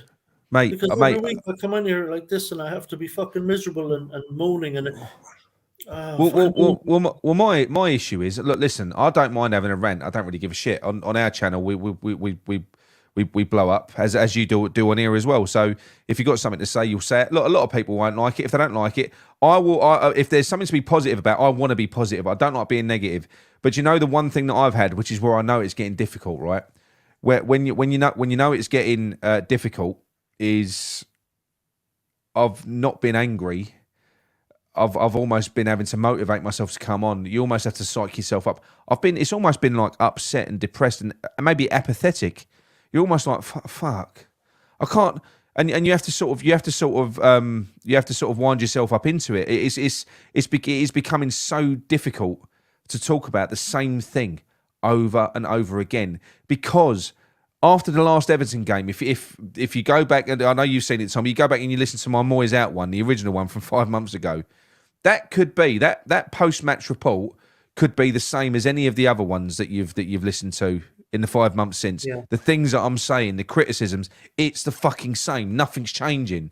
So I'm repeating myself over and over again. I can't keep doing it. I said it earlier on in that show, and I don't think if they keep David Moyes next year, if we got relegated and they kept him, I don't think I'd be able to keep on going. Certainly not with this, because I'd drive myself mad, I think, just saying the same thing. Because I'm not just going to support him all of a sudden.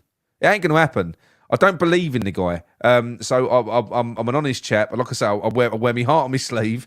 And no, I can't tolerate him. I can't tolerate him. And I'll tell you what, I reached, I don't know, some kind of a fucking mental breaking point after the Brighton game last week. Now, look, like you, I wanted him gone at the World Cup break. I thought that was the perfect time, and he should have been sacked right then. So I was kind of early enough on the Moyes Out bandwagon. But last week, even with everything we suffered this season, last week was a kind of a mental breaking point for me, where, like you, I just couldn't take anymore. I just couldn't take anymore, and I've kind of like you, I've just mentally checked out now, and I like you, have become apathetic. After I watched the game, Anton and Russ were on here with their post-match views. They had done a watch-along. They were on this channel doing a post-match kind of thoughts on what we'd all just witnessed. I was in the live chat. I wasn't expecting to be on. They messaged me to jump on. So I jumped on. I thought they were just going to have a quick chat with me about my thoughts on it. But they had another show to prepare for. So they basically buggered off. And left you staring at the screen after that. Yeah, so left me alone with the live chat to give my thoughts on the game. And I started off just kind of speaking like this, just dejected. And I found myself actually getting really emotional. And getting really angry. And I know you haven't seen it, but what I'll do is I can actually crop it, that part, and I'll actually send it along to you to watch. But you should never regret that stuff, though, Tommy. I'm not being funny, because I did to a degree. My job has changed a little bit now. But when I first started the channel, I worked in the corporate world, and you've got to be a little bit careful about the stuff that you say when you're peddling it out on YouTube, because the sort of stuff can get frowned upon. But I can't help it. I'm passionate. Once I physically, I wind myself up and I get going. But I don't think I've ever done a video that I regret. I don't, because at the time that's how I felt. And I think sometimes that's the best way to do it. And I think that's it's what people want to see as well. People are hurting after a defeat, not after a defeat, because there's ways to lose, right? None of us expected to beat Brighton, if we're being honest.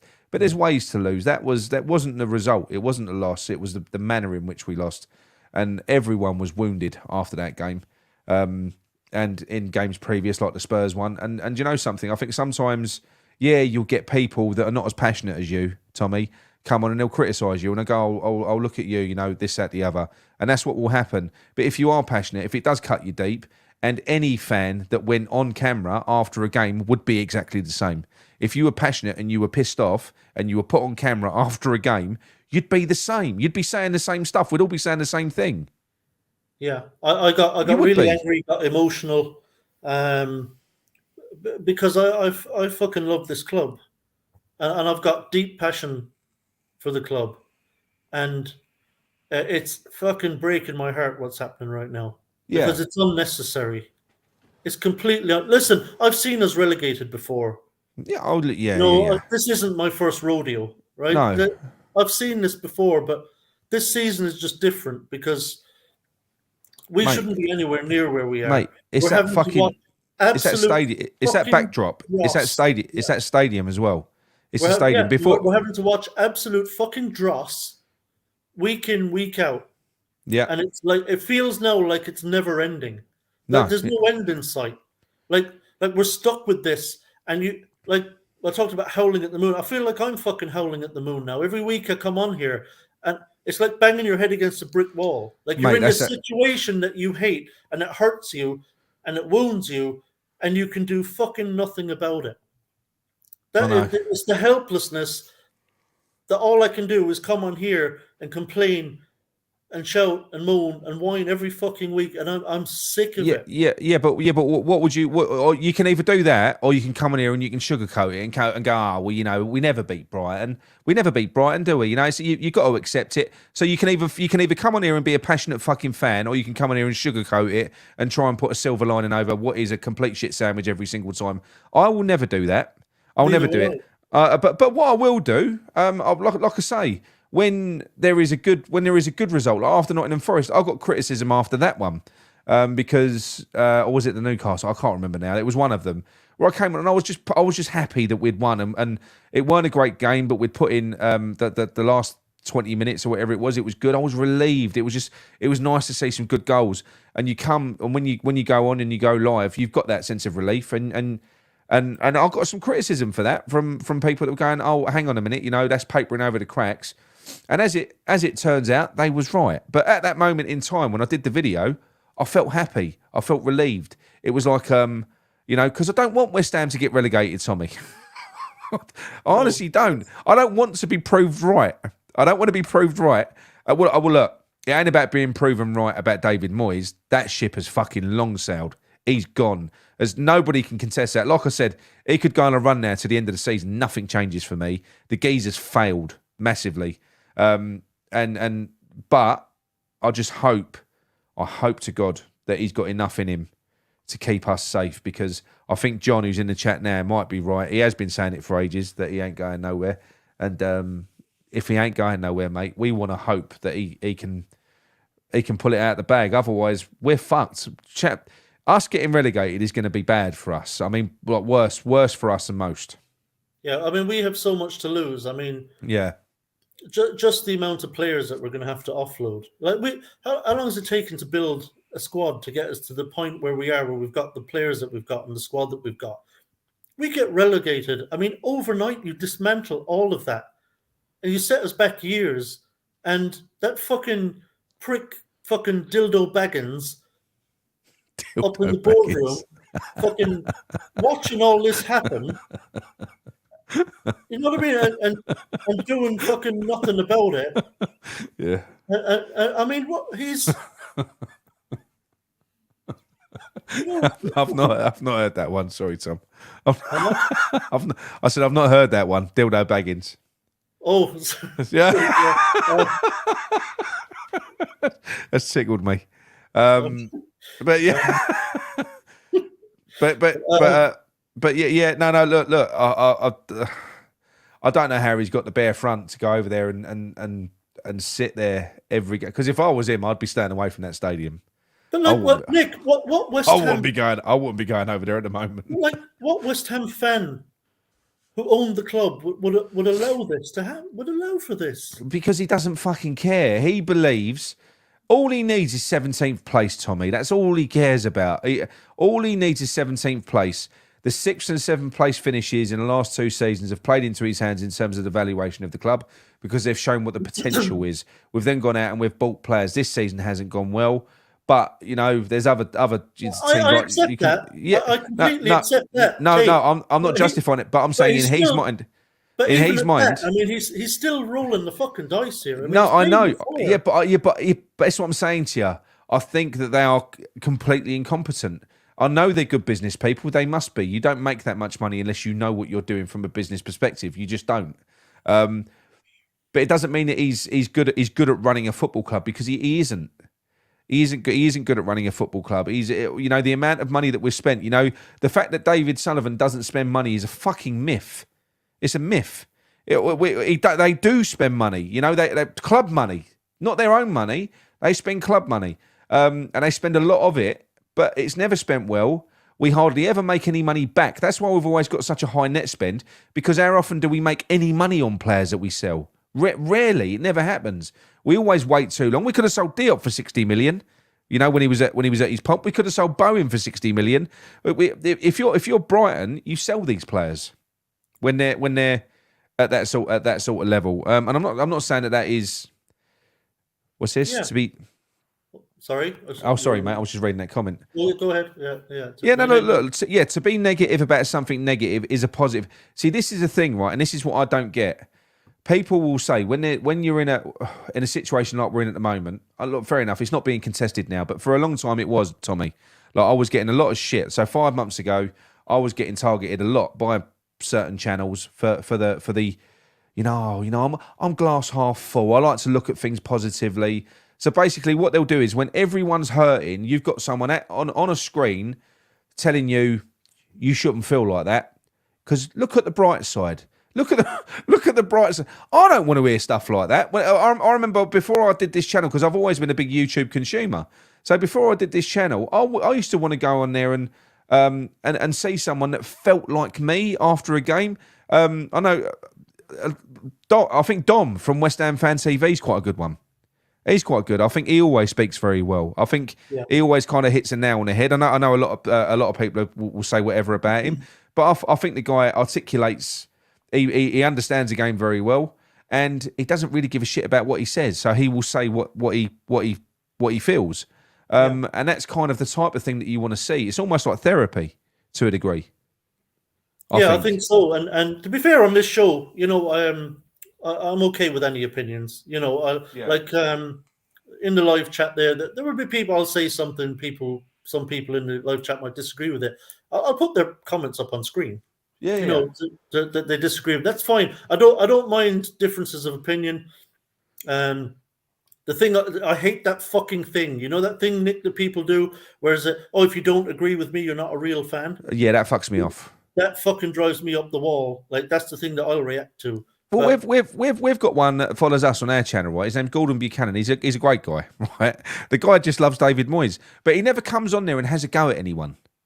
He's just for whatever he's irritatingly positive about David Moyes, but he's always sort of crossed them as this, that, the other. But he don't ever come on there and start having a go at someone else for being negative. I think he's just a positive guy, and I think he likes David Moyes and he wants him to succeed. That's fine. That's fine. I don't get it, but if that is, but where it goes wrong, and like I say, I'm lashing back out now a little bit because I've had enough shit myself over the past 5 months, so I'm sick of I'm a bit sensitive to people that disagree. It's the ones that, like I said to you, that Kevin Lemon guy. The guy just wants to basically. Do you know what they do, Tommy? They're like Spurs fans. It's like a small collection of Moyes groupies, and they only come out when we win. They only come out when we win. You don't see them when we lose. They go missing. They're like Spurs fans. But the minute you get a little win or something like that, they fucking appear from nowhere, and they're all over Twitter and they're all over the comment sections. Drive me mad. Yeah, it's unbelievable. Couldn't agree more, Paul. Absolutely spot on, mate. But me and Nick can sort that shit out really quick. Get, get me and Nick in there with joint managers. I think we see things the same way. I've got my badges, Yeah, Tom. I've got my badges, but I've got a big your weekend badges. this weekend, Tommy. I don't know Yeah, if you'll know. I manage my son's under 14s, right? And yeah, I know. I've Lost been your last couple, didn't you? I've been bragging for a long time because we've been on Yeah, an unbeaten run. you've been giving it the big one for Fucking because you hell, were yeah, unbeaten for 18 mate. months, and then you've had back-to-back defeats, didn't you? Back-to-back defeats, yes, yeah, back-to-back defeats. So this weekend I've got to get back to winning ways, or One was a cup, my one job's was a on cup my game, job's so on the line. yeah, you can always brush off a cup game. Okay, and that one hurt though. That one hurt because that was we played really well in that. So that was the last game. So we played against a good team. That was a cracker, though, wasn't it? Was it like 5-4 or something?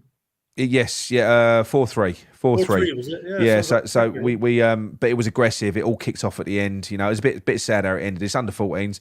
There was one red card, 3 yellow cards. There was parents running on the pitch, not from our team, from the other team. Parents running on the pitch, getting aggressive. My coach had a row with the manager as well. It was just getting a bit tetchy. But I've got to get back to winning ways this weekend. Otherwise, my job's on the line. Yeah, well, let's hope you've got an aura like Sullivan. You'll be right as rain, mate. But you know what's another thing that fucks me off? You know, if people have been critical of a player who's been like shit all season, and then he has a good game, and then people come out with a tweet after the game saying, "Oh yeah, you can all start your apologies now for all the stick you've been giving him fucking all this time." It's like, fucking calm down, mate. So one decent game, and all of a sudden you think I'm fucking wrong.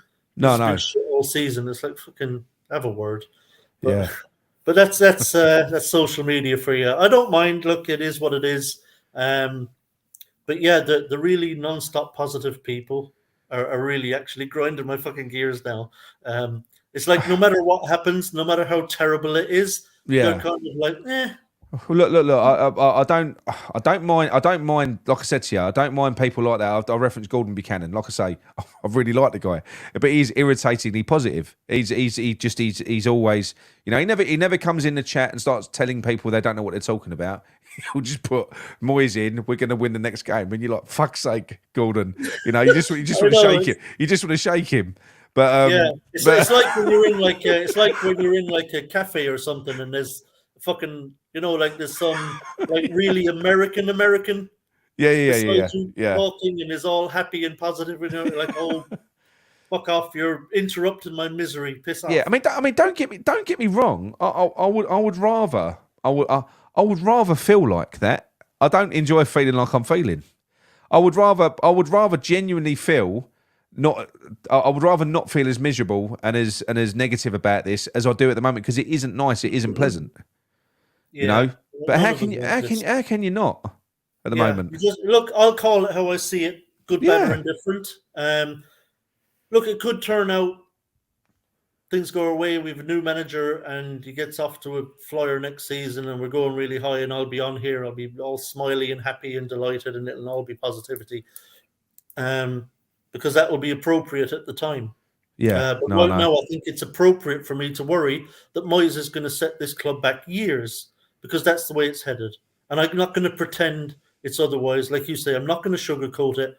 I'm not going to come on here worrying about people calling me a moaner or telling me to cheer up. You're not a moaner, and it does come full circle. Stick to what you stick to it, mate. And because all you're doing is you're telling the truth. Ultimately, you're not coming on here.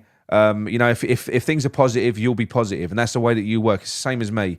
And ultimately, I tell you honestly, like even with players, like no manager, no player gets my affection to the point where it comes anywhere close to what's best for West Ham. All I care about is West Ham. Declan Rice is going to leave in the summer. Hand on heart, don't give a shit.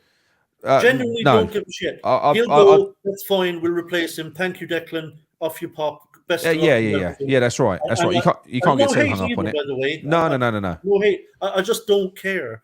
All I care about is the future of West Ham. Yeah, and that's it. I don't care about managers, players, anything. Even Mark Noble. I know a lot of West Ham fans idolise him. I understand why.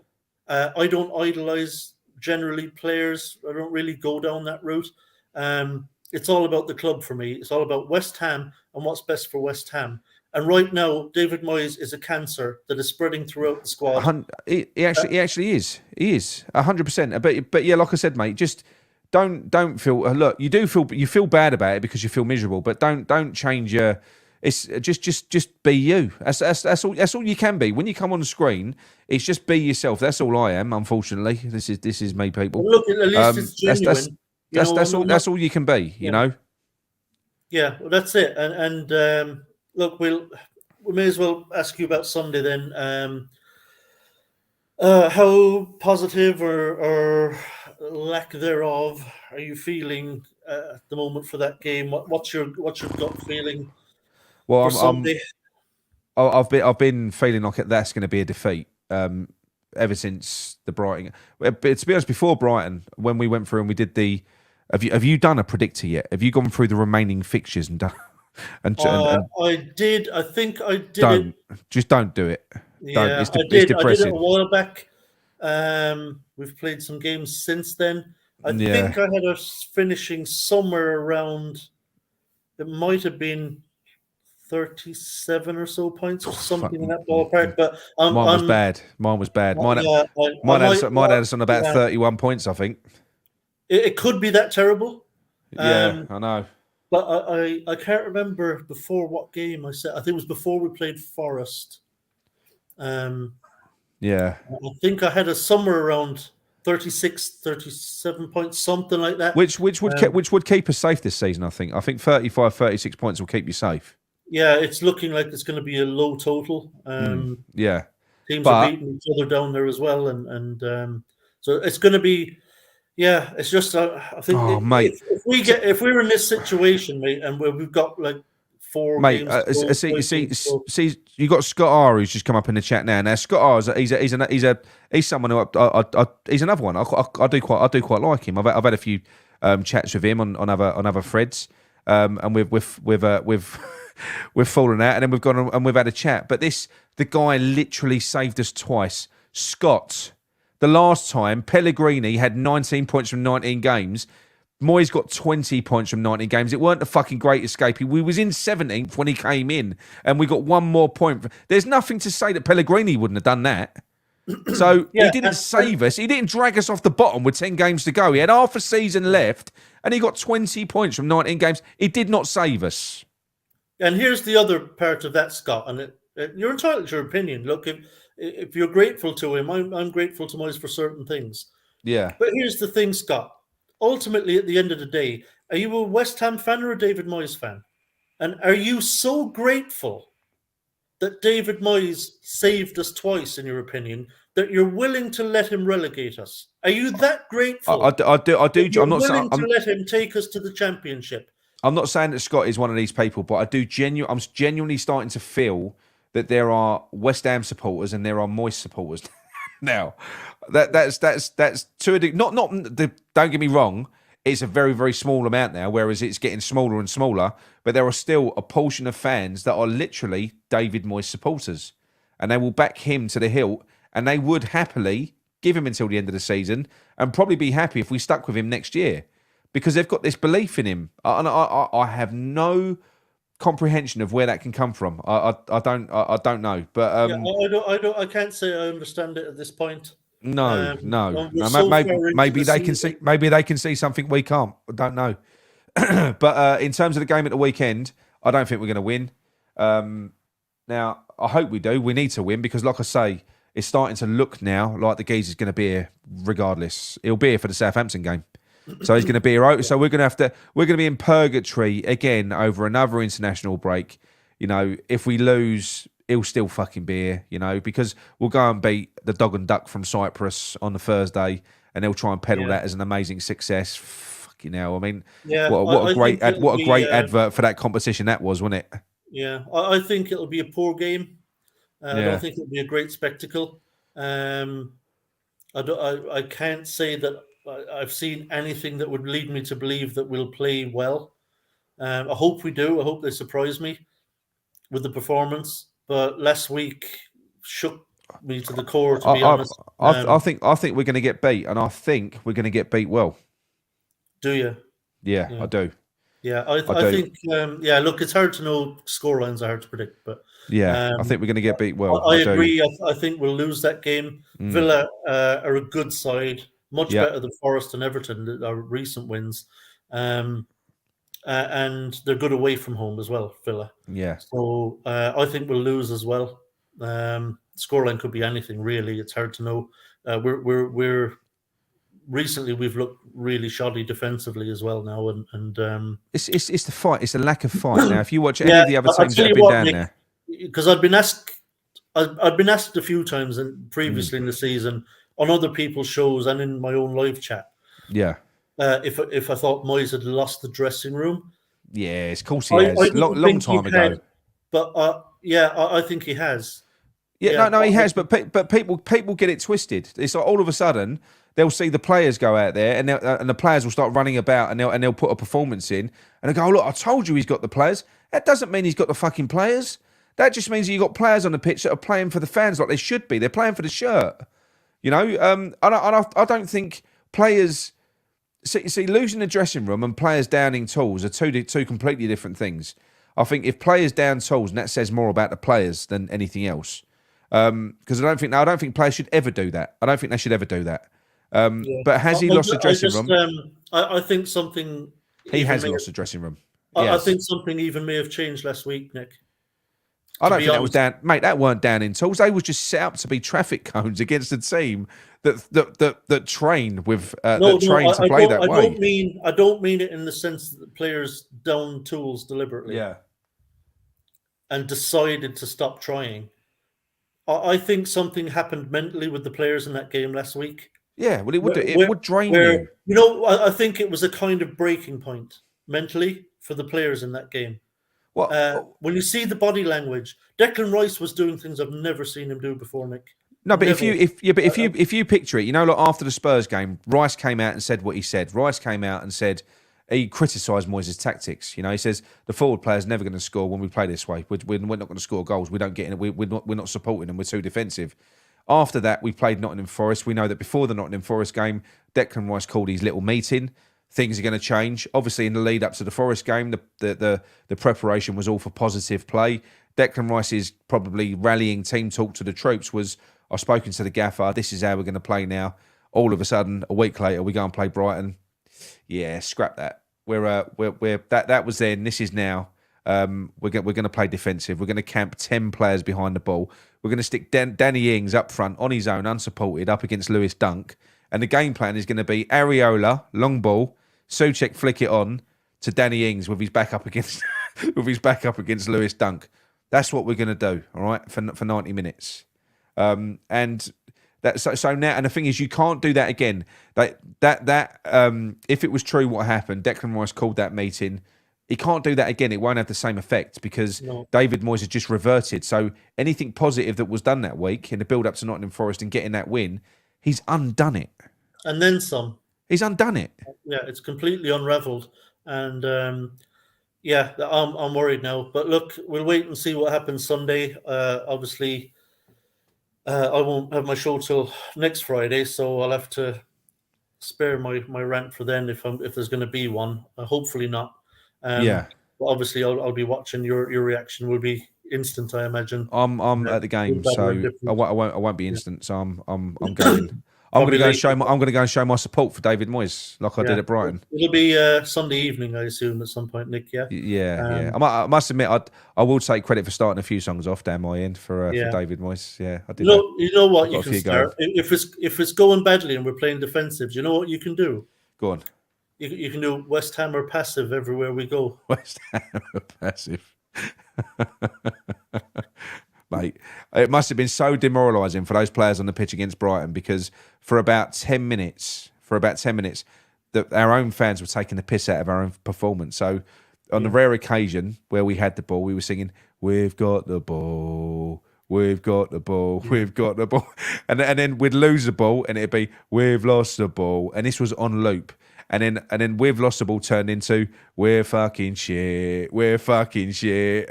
And it was like that on loop for about 10 minutes. So can you imagine being a player in that team there?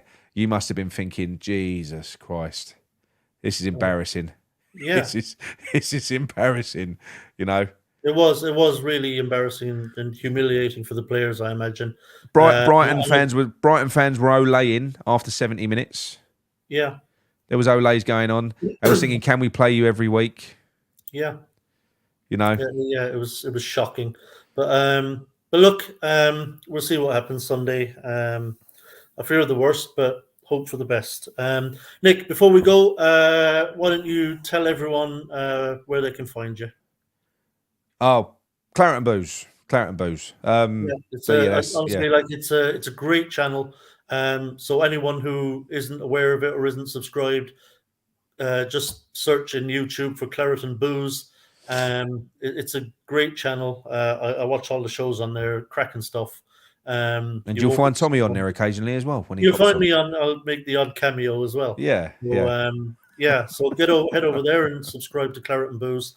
And as for me, I will see you all next Friday, where we'll talk about the Villa game and the second leg against Larnaca. Again, and next week I'll come on my own. It'll just be me, and I will go heavy on the live chat. So I will be much more interactive on the live chat next week. I apologize that I wasn't able to interact as much as I would have liked tonight. But next week I will make it up to you all. And as always, listen, thanks to all of you for joining. And I know it's late on a Friday night and you'd probably rather be doing anything else. But until next week, appreciate you all.